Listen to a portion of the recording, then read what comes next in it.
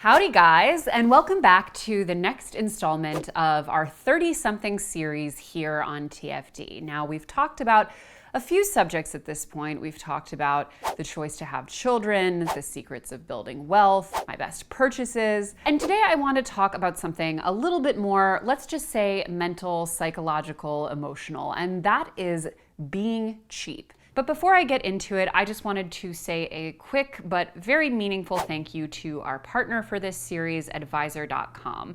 So for those who don't know, we have been creating this series in partnership with Advisor. So I personally have worked with a financial advisor for years, and I am being very sincere when I say it has been a total game changer for my money. Not just because they help you with like how to invest and do all the more sort of high level financial stuff that I don't always necessarily want to expend the brain power to manage myself, but also because they help you just kind of map out your entire life financially. And in the case of, for example, like the election we just went through, one of the first phone calls that we had was with our financial advisor to get as much of a sense as possible of how this impacts our immediate goals, how it impacts, our investment allocations, and all of the kind of really important high-level financial stuff. For a long time, financial advisors were only really available to essentially the really, really wealthy, but now there are increasingly companies like Advisor that offer a much more affordable flat fee model, which means that their advisors work for you and not for commissions, and just make financial advisory much more accessible. If you're moving through your 30s or into your 30s and you want to get a little bit more serious about building long-term wealth and also really having a partner and a level of accountability in matching your finances with your overall goals, I hugely recommend speaking with a financial advisor. If you go through our link below, you will get $500 off of your first year with Advisor. Also, the introductory calls with them are totally free, so it's just worth checking out if you're curious. But anyway, they're our partner for this series. We very much hope you'll check them out at the link in the description. But otherwise, let's get into the video. Now, I am someone who has spoken at length on here and on my personal social media about my very fundamental belief that cheapness is really a completely separate concept from frugality, and that often those two things are conflated, especially when people are trying to get good with money. But I think that's ultimately to our detriment. So I really wanted today to just kind of unpack the concept of cheapness and really talk about how in my own life I moved away from, or at least I feel like I moved away from. I'm sure there's definitely always going to be some like cheap residue in my life, no matter how much I move past that mentality. But really talk about some of the ways in which I have unpacked my cheapness and kind of how I got into that place and how I moved out of it. Now, first, I want to talk about what cheapness really is and how it differs from frugality. So similarly to what we're going to talk about in our December video essay, which is all about the concept of scarcity, I really do believe that at its core, being cheap is really choosing to exist in a scarcity mentality. Now, this can manifest in a ton of ways. It can be in hyper-competitiveness and comparison, like, for example, feeling like when someone else gets something, it came at the cost of you getting something, even if it literally didn't.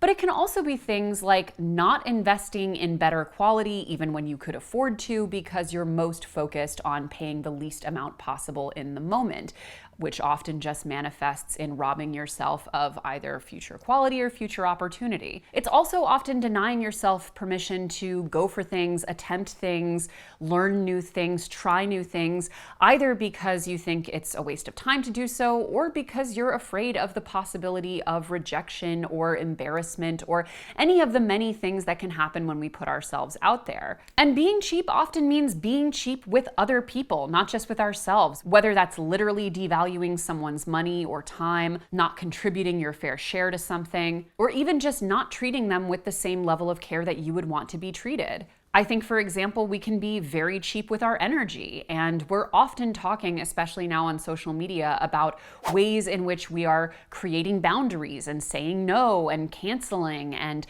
not being expected to do things. And we're not as much talking about how we go out of our way for others, how we create community through those shared bonds, how we show up for other people. Being cheap, again, fundamentally comes down to a sense of competition or a sense of scarcity rather than a sense of abundance. Now, this to me is completely different from frugality, which is all about not just living below your means whenever possible, but thinking about the most financially intelligent way to go about any given decision. You can have an enormous amount of money and still be very frugal, but you can also have a lot of money and still have a very cheap mindset. Ultimately, those two things and the differences that they represent are pretty completely removed from how much money we actually do or don't have. And in fact, there are lots of really good studies that show that it is often people with the least amount of money who, for example, give the most generously to charity based on their income level, who are most generous to other people in their communities, and who generally rely on each other on a much higher level, which to me is the opposite of a cheap mentality. But it is often true that especially as you have less, you are sort of forced to be frugal, even if you don't want to be or it takes you a long time to get there like it did for me. And when you're just sort of getting into the concept of frugality, which again, doesn't mean you're not buying anything. And in fact, in some cases, it could mean that you're paying more upfront for things because you're buying higher quality and focusing on long-term investment and cost per use. When you're trying to get to that healthy sense of frugality, of living below your means, of being really financially thoughtful, oftentimes we can tend to conflate being cheap for being frugal, and we can make a lot of cheap decisions in an attempt to be frugal, which in the long term end up costing us more financially and otherwise. For me, as I've always been really open with, I definitely grew up in a huge sense of financial scarcity. We were very low income, and as I've mentioned, I don't have a college degree. I'm the only person from my family who earns anywhere close to what I currently earn. And just in general, I was never prepared for a life where I was outside of just like day-to-day survival mode. And especially going into my early adulthood, when I had gotten myself into tons of credit card debt, when I was, being chased around by collections, when I had all of these huge financial problems, I couldn't even get a phone plan, I got my license suspended, I got arrested. When I got myself into such a level of financial chaos, I realized looking back that often it was just a manifestation of me being cheap with myself first and foremost, whether that meant not saving my money from the paychecks because I was still working full-time while going to community college, or always opting for the thing that was right in front of me. Because let's be clear, you can be very cheap with yourself while still buying lots of stuff. I think fast fashion is a great example of where we can be extremely cheap with our purchases and with our overall financial mindset while still collecting a ton of items. And that really defined me. I went into credit card debt buying a bunch of mindless garbage, things that I don't even remember buying. Most of it was random meals out at restaurants I wanted to go to, or clothes I wanted to afford and couldn't, or just generally trying to live beyond my means in a way that didn't even really have meaning for me and was more about social acceptance. And I thought at that time, because I was spending money, that I was living more abundantly and I was kind of YOLOing it and being sort of in the present. I really wasn't. I was, if anything, avoiding the present because I was using money as a way to kind of avoid my feelings and assuage my anxieties and insecurities, which is what we'll talk about in our last video in this series. But I was ultimately being very cheap with myself.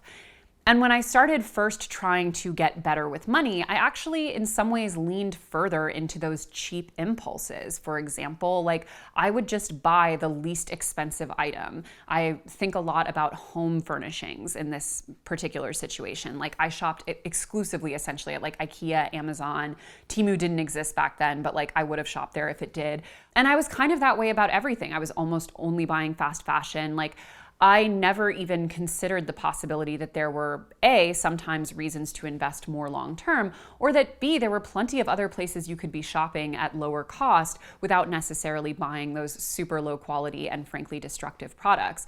I was also often declining opportunities. And for example, I stayed in a job that was really wrong for me for a long time, that was not paying me nearly enough because I was really terrified of the prospect of trying to go somewhere else. I didn't even look for another job. I kind of just happened into starting the financial diet. But if I hadn't done that, I think I would have stayed at my previous job for a really long time, despite the fact that it didn't pay me nearly enough to live in New York City. In so many ways, I just switched into this hyper-conservative way of thinking about money that ultimately just resulted in me being very cheap. And again, didn't serve me long term. And even in my mentality, so one of the ways in which I think I felt I had the most cheap mentality was how I looked at other people's success and other people's finances.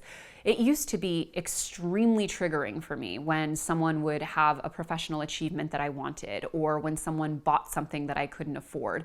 I was still very much in that like hyper comparison mode that I was growing up when when we were in a really tough position financially. What initially led me to spend was that need to keep up and prove myself to other people via what I was able to buy. And it took me a while to realize that even if I wasn't buying the things, even if I wasn't just like filling my life with stuff I couldn't afford the way I used to, I was still ultimately coming from that fundamental mentality of their success, their achievement, their money, etc., comes at the expense of me. And to be fair, in some cases, like I don't think it's totally irrational to feel frustration.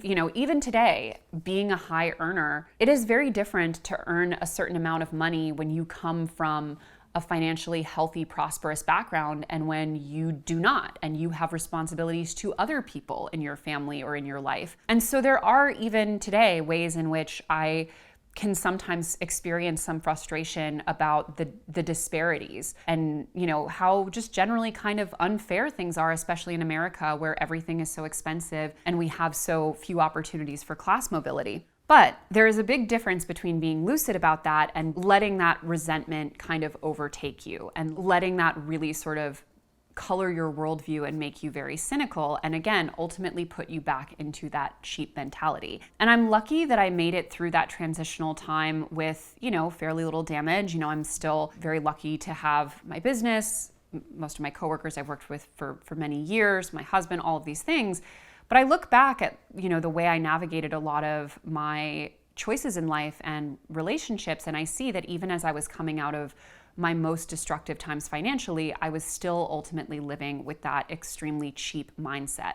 I think for me, the two key things that allowed me to really move away from that and into a place of frugality as it pertains to my finances, but ultimately abundance as it pertains to my worldview, which I do fundamentally believe is kind of the opposite of that cheap mentality, are really twofold. So as it pertains to my finances, I am very aggressive about the pay yourself first method.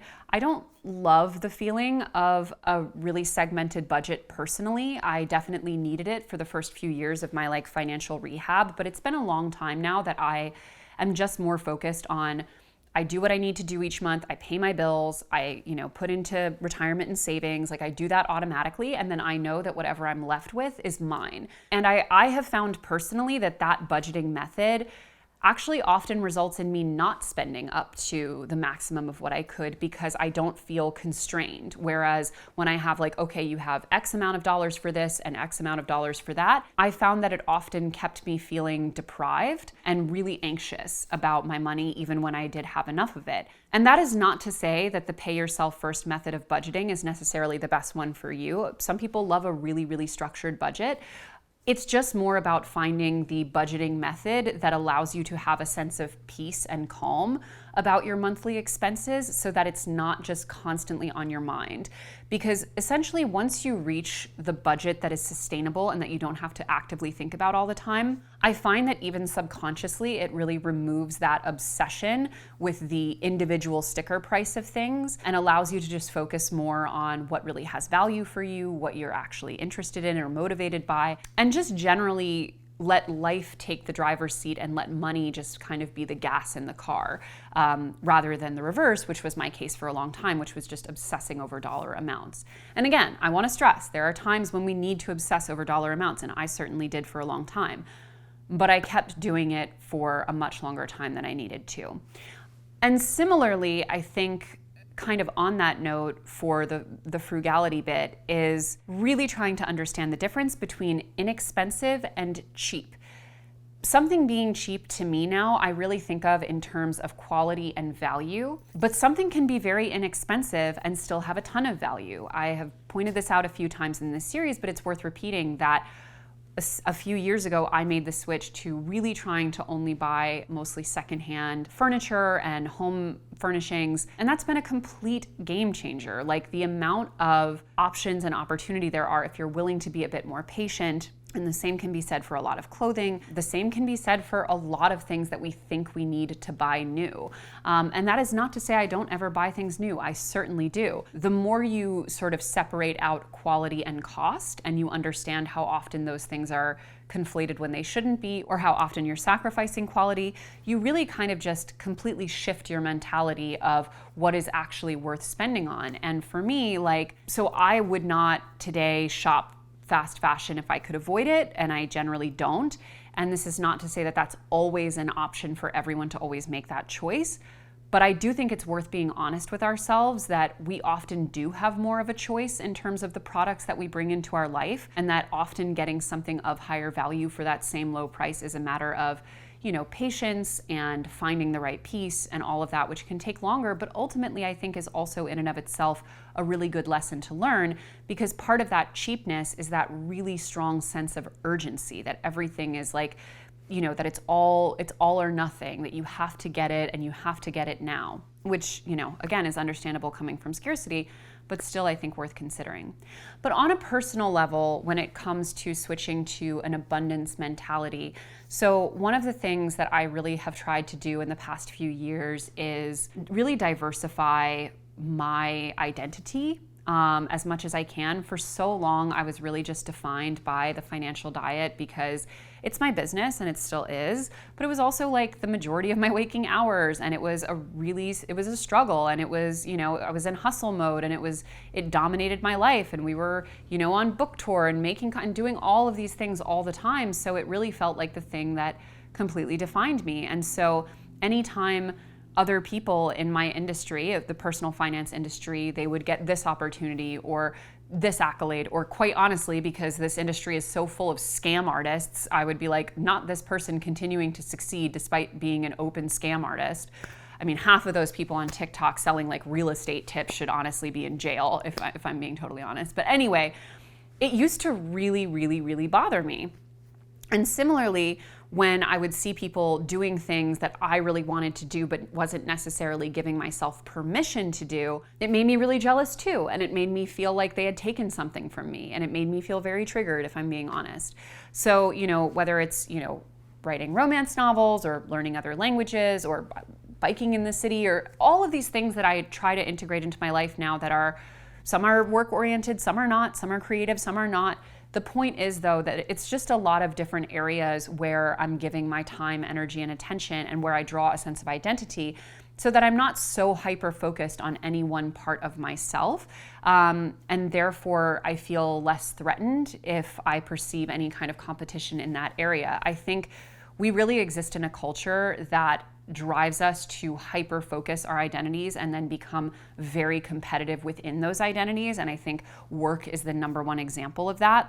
It's very natural to look at other people's success or achievements in an industry as a threat to your own or as an indictment of your own.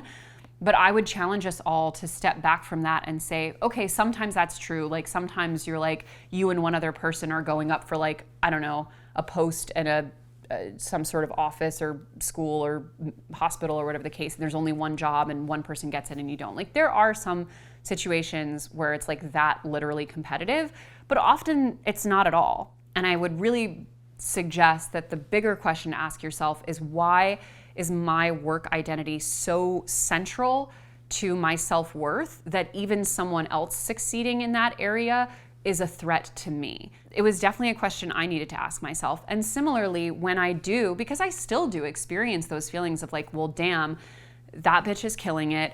I'm envious. I would like to kill it in a similar way. For a few years now, my response to that feeling is, I'm going to reach out. I'm going to follow her. I'm going to say, I love what you do. I'm going to celebrate her. I'm going to, rather than just sit in my feelings of competitiveness and envy, I'm going to be honest and say, I really admire this. This inspires me. This motivates me. This is really impressive to me. And half the time you would be shocked. People are like, that's amazing. And they'll have a conversation with you, or at least just, it gets it out of your system in a healthy way. ultimately, some of these things are totally financial and some of these things are not. And especially when it comes to things like friendships and relationships where we are constantly being pushed toward a sort of zero-sum worldview where, you doing something for someone else is taking something away from you.